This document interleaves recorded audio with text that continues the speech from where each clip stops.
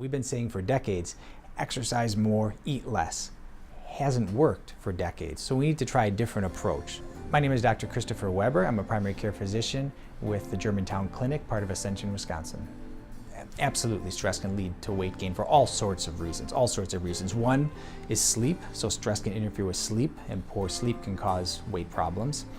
Stress can lead to lack of control when it comes to eating, and cravings more in particular, so especially with more of the junk food, sweet stuff, people tend to crave more if they're stressed. And then it is true that when you're stressed, cortisol levels, a stress hormone, go up, and that tends to deposit more fat in the visceral or around the organs and in the belly area.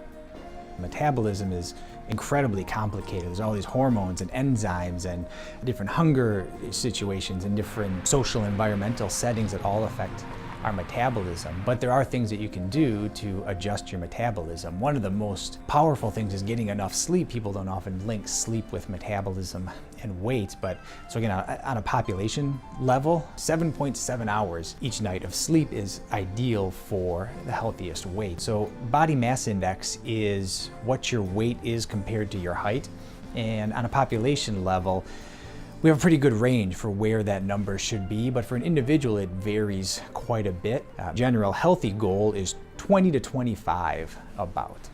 So often I'll see a patient in the clinic for weight management and they'll say, my mom's overweight, my dad's overweight, my brother's overweight. It's just who I am, it's in my genes. So it's an interesting question. How much does genetics play a role in weight problems, overweight, and obesity? If one parent's obese, it's about 50% increased chance that you'll be obese also. If both parents are obese, 80% increased chance that you'll be obese. So it's it definitely contributes, the genetics. Child obesity is a problem. Just like it's going up in general in the United States and in adults, childhood obesity is increasing also. Specifically, the higher range of obesity, so the severely obese category is increasing.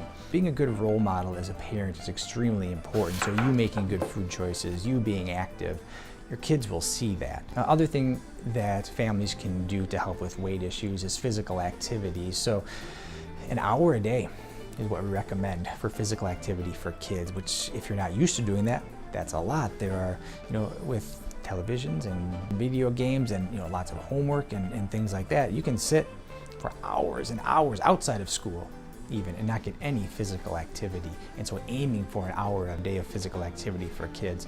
And for kids, it doesn't have to be going to the gym or anything like that. Just play counts as long as they're running around.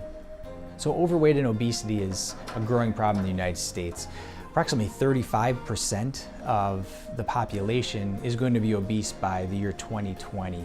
And not just the obesity, but everything that goes along with it, the heart attacks, the strokes, the diabetes, the fatty liver disease, and complications from all of those things. It's going to be a tremendous burden on individuals who don't want these things, and on the population who has to manage all of these things and the cost associated with it.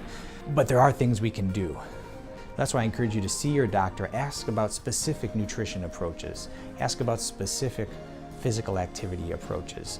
If medication is appropriate for you, ask about medications or surgery. If you have children, encourage them to be physically active and to make healthy food choices as well.